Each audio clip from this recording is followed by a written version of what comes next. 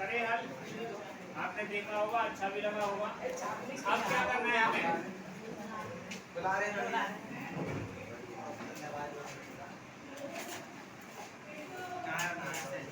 प्रश्न में कह रहा है रोहन की आयु या रोहन की माँ की आयु उससे 26 वर्ष अधिक है। रोहन की माँ की आयु उससे 26 वर्ष अधिक है। हल करने के लिए हमने माना रोहन की वर्तमान आयु x, क्या मान ली?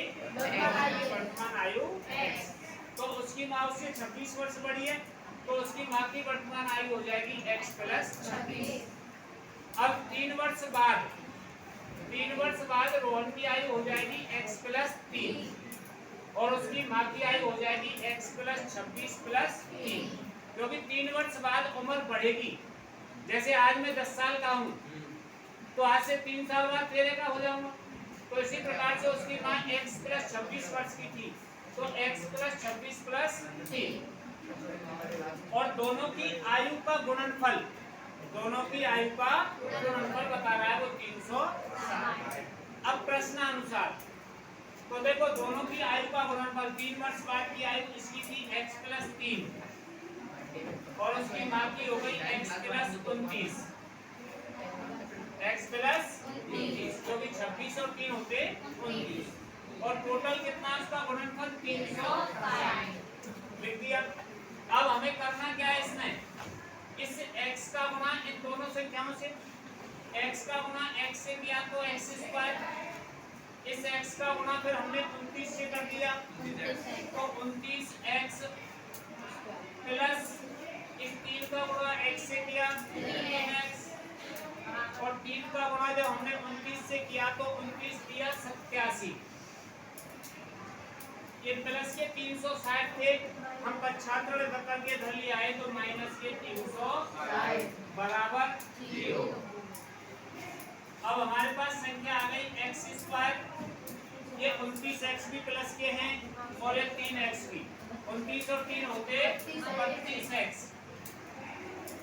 अब 360 में से 87 घटा देंगे तो देखो 10 में से 7 गए तो 3 बचे, यहाँ 5 रह गए, 5 में से 8 नहीं जाते तो यहाँ से लेंगे 15, 15 में से 8 गए तो 7 और यहाँ क्या रह गया हमारे पास 2, तो 273 माइनस के, क्योंकि ये 360 माइनस के थे और ये 87 प्लस के।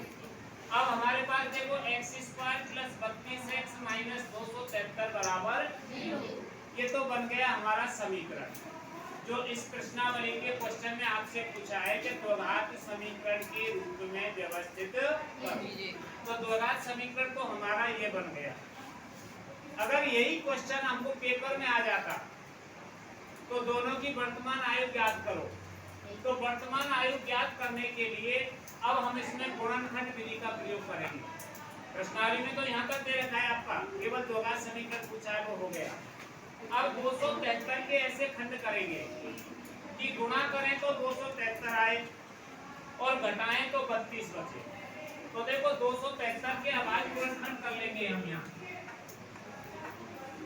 तो 273 में इकाई का अंक 3 है, 2 का भाग नहीं जाएगा, 3 का भाग जा रहा है, 3 नाम 27 और 3 एकम 3, फिर इसमें 3 का चला जाएगा क्या, 9 1 का 16 तो 3 का भाग नहीं जाएगा, 4 का भी नहीं जाएगा, 5 का भी नहीं जाएगा, 6 का भी नहीं जाएगा, तो 7 का जा रहा है, 7 एकम 7 और 7 किया, अब इसमें जा रहा है केवल 13, तो 3 इंटू 7 इंटू 13।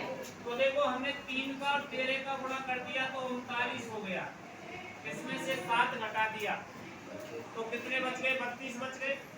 हमें वही चाहिए, यानी गुणा करने पे तो आए 273 और घटाने पर 32, तो 39 और 7 हो गए। तो यहाँ खंड हो गए हमारे पास x square plus 39x minus 7x minus 200 बराबर। अब इसमें से कॉमन लेना है हमें, तो इसमें से x कॉमन आ गया तो यहाँ बचेगा x प्लस 39, यहाँ माइनस का चिन्ह है तो माइनस आ गया, इस x का भाग हमने 7x में दे दिया तो x से x गया, 7 बचा तो 7 कॉमन आ गया, और यहाँ बच जाएगा x प्लस 39 बराबर 0। अब यहाँ x माइनस 7 तो एक खंड हो गया और x प्लस 39 एक खंड हो गया। अब यहाँ पक्षांतरण कर दिया तो x माइनस 7 बराबर 0 और x प्लस 39 बराबर 0। तो यहाँ x बराबर आ गया 7 और यहाँ x बराबर आ गया माइनस का 39। कभी उम्र ऋणात्मक नहीं होती, किसी व्यक्ति की या जानवर की या किसी की जो आयु होती है वो ऋणात्मक, इसलिए ये अमाननीय हो गई। कैसी हो गई? अमाननीय। तो x हमने किसकी आयु मानी थी? तो रोहन की वर्तमान आयु आ गई आपके पास कितनी? 7। अतः रोहन की वर्तमान आयु